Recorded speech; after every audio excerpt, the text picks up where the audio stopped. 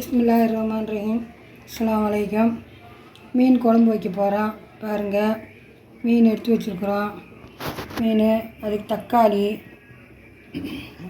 தாளிக்கிறதுக்கு ஜீரகம், கடுகு, வெந்தயம், பூண்டு, கருவேப்பிலை, வெங்காயம், மிளகாத்தூள், மஞ்சத்தூள், இது மல்லித்தூள், ஜீரகம் மிளகுத்தூள் எல்லாம் இருக்குது. இது மல்லித்தூள், தேங்காய் அரைச்சி ஊற்றிக்கலாம். காட்டுறாப்பா இப்போ எல்லாம் வணக்கிறதுக்கு காட்டுறோம். வாங்க வீடியோக்குள்ள போகலாம். புளி ஊற்றலாம். எல்லாத்தையும் இதை வணக்கிட்டு அரைக்கணும்.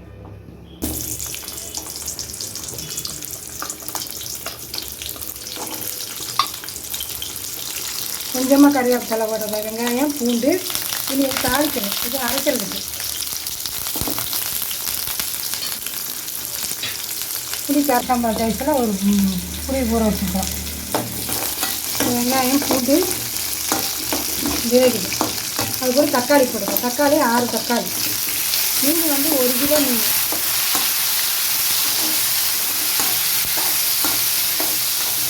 தக்காளி போட்டுக்கலாம். கூட உப்பு போட்டுக்கலாம். அப்படியே வணங்கு, சீக்கிரம் வணங்கு.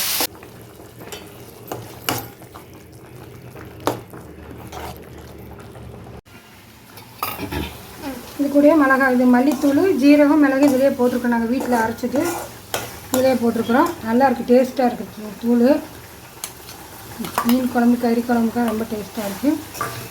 உங்களுக்கு வேண்டாம் சொல்லுங்கள், நாங்கள் அரைச்சி தரோம். இதே நம்பருக்கு எங்களுக்கு மெசேஜ் போடுங்க. இது மிளகாத்தூளும் வீட்டில் அரைச்சிது, மஞ்சத்தூளும் மட்டும்தான் நாங்கள் வெளியில் வாங்குறது. அது குழம்புக்காக ரொம்ப டேஸ்ட்டாக இருக்கும்.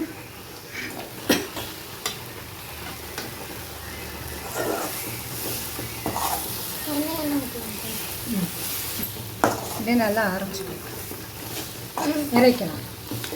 நீங்கள் அரைச்சிட்டு இதெல்லாம் போடலாம். பூண்டு, கருவேப்பிலை, பச்சை மிளகாய்.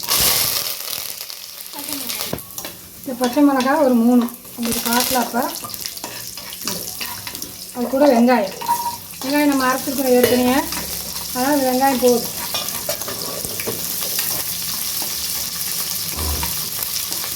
குக்கர் வச்சிங்க நினைக்காதுங்க, அகலமான பாத்திரத்தினால அப்படி வச்சுக்கிறோம். மீன் குழம்புக்கு பாத்திரம் சட்டி மாதிரி குழம்பு வைக்கணும், அகலமான பாத்திரத்தில். இது அகலமாக இருக்கிறதுனால இதை வச்சுக்கிறோம். அதெல்லாம் மீன் குழம்பு இதில் வைக்கிறேன்னு நினைக்காதீங்க. இதெல்லாம் வெந்துடுச்சு. எல்லாம் வணக்கி அரைச்ச மசாலா விட்டு நல்லா வணக்கலாம். இன்னும் புளி தண்ணி ஊற்றிக்கலாம்.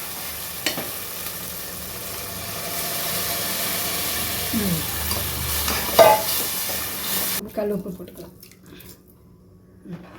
நீ கொதிக்கிட்டும் தேங்காய் ஊற்றி மீன் போட்டுக்கலாம். தேங்காய் ஊற்றலாம்.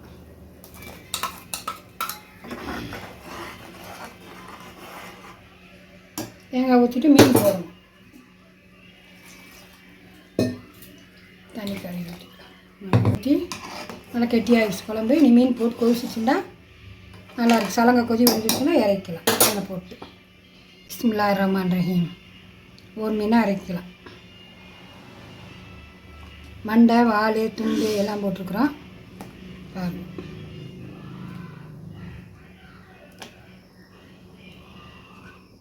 இந்த கொதி வருது.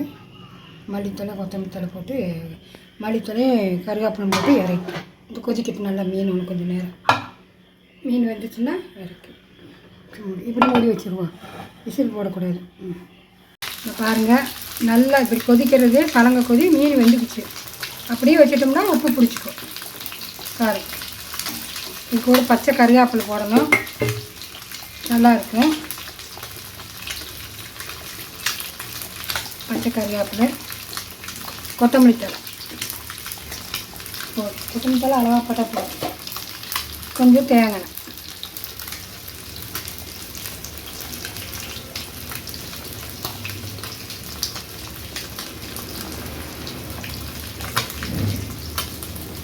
தேங்காய் போதும். ஒரு ஸ்பூன் போட்டுனா போதும்.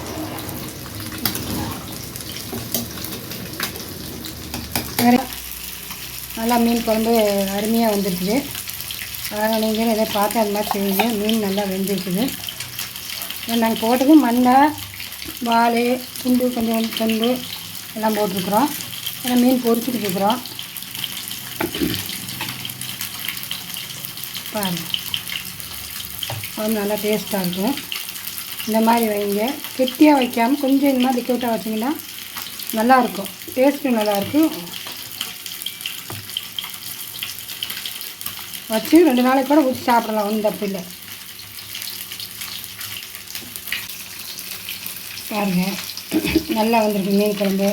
இதே மாதிரி நிறைய மீன் குழம்பு வெரைட்டி இருக்குது. நாங்கள் இந்த மாதிரி செய்கிறோம். நீங்கள் அதை பார்த்து செய்யுங்க. ஷேர் பண்ணுங்கள், சப்ஸ்கிரைப் பண்ணுங்கள், லைக் பண்ணுங்கள், சப்போர்ட் பண்ணுங்கள். அஸ்ஸலாமு அலைக்கும்.